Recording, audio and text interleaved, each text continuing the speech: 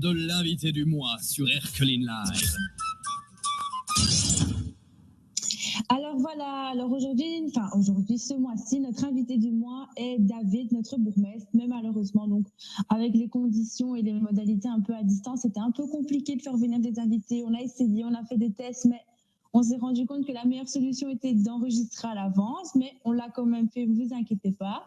Du coup, nous allons visionner avec vous, donc pour commencer une petite partie. Donc, Fabien a eu l'opportunité de s'entretenir avec lui et donc nous allons vous donner le portrait de l'invité.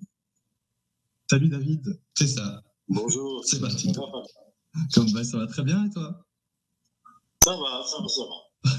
Parfait. Ben David, je te propose de commencer cette interview par la première partie, c'est le portrait de l'invité. Donc, on va procéder à une série de questions-réponses courtes afin de faire un rapide tour d'horizon de ta personnalité. Alors David, on commence par une question toute simple. As-tu la télé chez toi? Oui, j'ai la télé chez moi. Oui. Eh bien, on s'en doutait un petit peu. Et justement, alors dis-nous, c'est quoi ton émission préférée?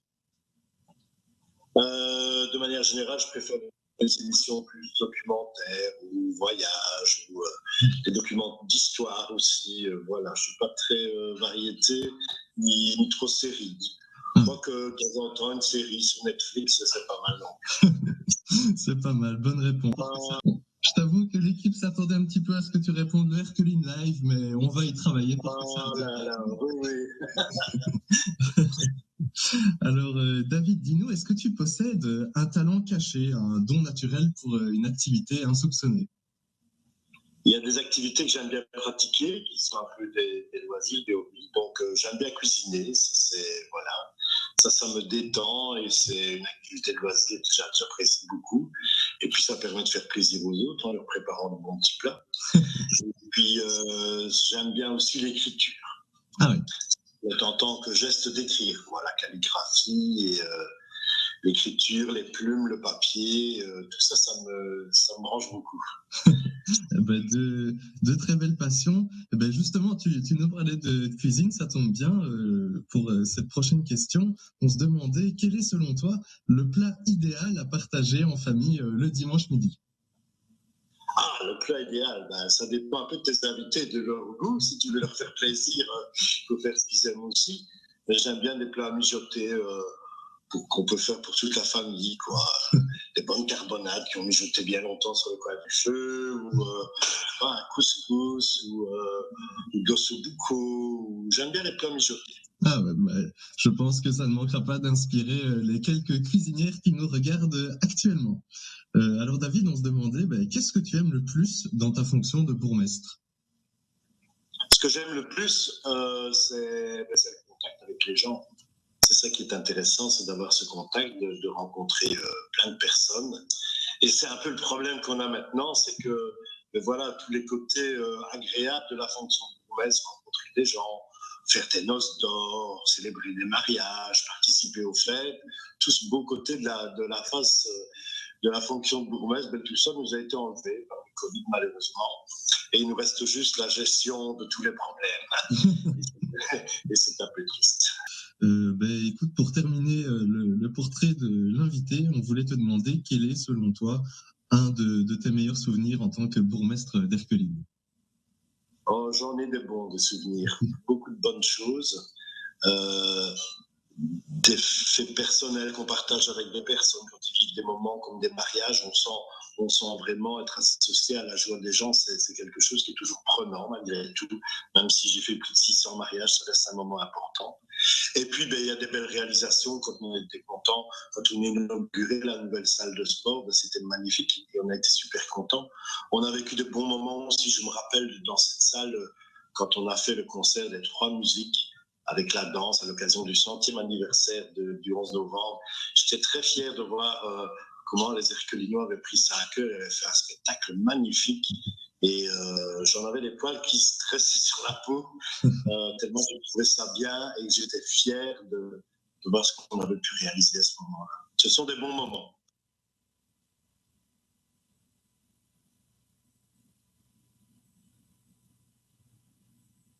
Cette première partie passer avec David, avec donc des questions-réponses courtes afin de faire le tour d'horizon de sa personnalité.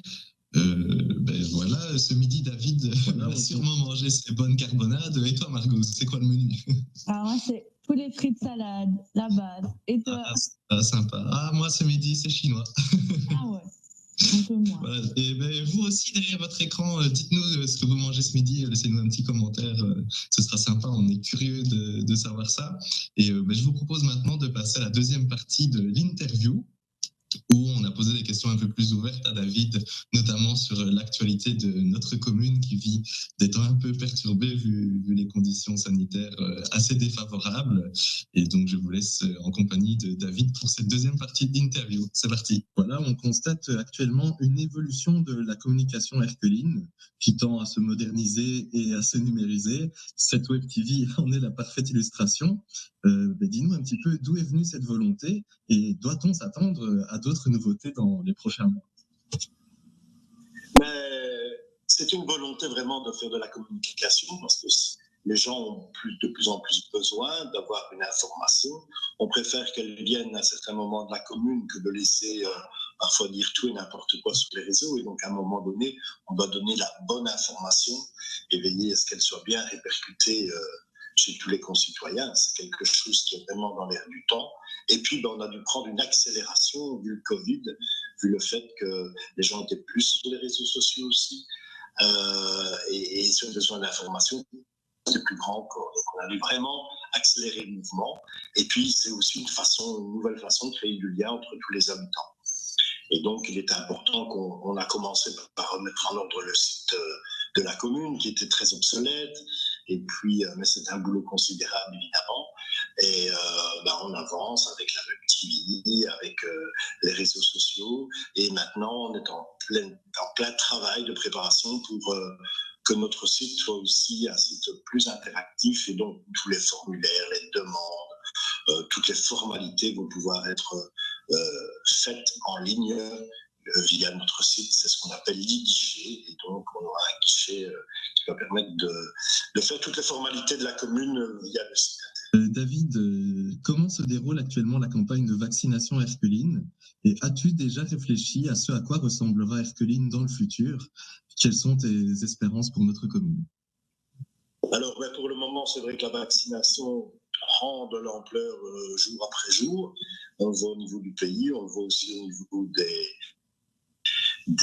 différents centres qui desservent notre commune, principalement Binche, mais de gens se rendent aussi à Mons pour des raisons de facilité d'agenda. Puis, à certains moments, Binche a été fermé aussi, c'est pas toujours facile. Et donc, c'est essentiellement Binche, Mons, La Louvière, parfois. Certains ont été jusqu'à Colfontaine, c'était un peu leur choix. On aurait voulu avoir un centre Herculine, évidemment, mais ça n'a pas été possible de multiplier les centres dans toutes les communes de Belgique. Même nous étions tout à fait prêts à le faire, ça n'a pas été possible. Je vois que ça avance bien. Tous les retours qu'on a de Binche, notamment, c'est que l'accueil est très bien, très bon, et que ça se déroule vraiment sans problème de ce côté-là. Et on espère de plus en plus vite et de plus en plus de personnes seront vaccinées rapidement. C'est pas toujours clair pour elles parce que on sent une attente des gens et ils sont impatients de pouvoir se faire vacciner. C'est un bon signe aussi, parce que plus on sera vacciné, plus on va pouvoir reprendre petit à petit la vie normale, ou en tout cas la nouvelle vie, même si elle sera peut-être un peu différente de ce qu'on a vécu avant. Justement, en parlant de cette nouvelle vie, comment toi, personnellement, tu l'envisages, cette nouvelle vie après Covid? Est-ce que tu penses que certaines habitudes risquent d'évoluer dans la façon de gérer la commune et même de vivre à Herculine, tout simplement? Tout le monde nous dit qu'il va falloir apprendre à vivre avec. Et donc, je pense que les gens seront plus prudents que par le passé. Petit à petit, les habitudes vont reprendre, les festivités, etc. C'est ce qu'on souhaite en tout cas. Je pense qu'en extérieur, ça va être assez facile. Naturellement, en extérieur, les gens. Mais j'ai un peu peur que des choses comme des grands soupers dans des salles où on est tous enfermés, je pense que les gens ne sont pas encore prêts à revenir à ça. Et il va falloir un certain temps pour retrouver. Maintenant, à côté de ça, il y a des belles pratiques qui ont été faites. Je parle de tous les soupers des clubs qui ont eu et où les soupers emportés ont eu un très, très grand succès partout. Ça veut dire que les gens sont solidaires, qu'ils tiennent à leur club et à leurs associations. c'est bien aussi. Et je pense qu'il en restera quelque chose. Et que quand un club ou une association fera un souper, je pense qu'ils garderont aussi, à côté de ça, le à emporter aussi, et que c'est peut-être pas plus mal. Ouais, tout à fait. David, un tout grand merci pour ta participation à cette interview. Toute l'équipe est vraiment ravie d'avoir pu t'accueillir pour inaugurer cette nouvelle rubrique. Et on te souhaite beaucoup de courage pour les prochains mois de travail à la commune. Merci beaucoup et bravo à toute l'équipe. Travaillez bien ensemble. Voilà, nous remercions David pour le temps qu'il nous a accordé. Et alors, on se retrouve bien évidemment le mois prochain avec un autre invité. Et alors, David nous a confié que sa chanson préférée, c'était Happy. Donc, on écoute tout de suite Happy de Pharrell Williams.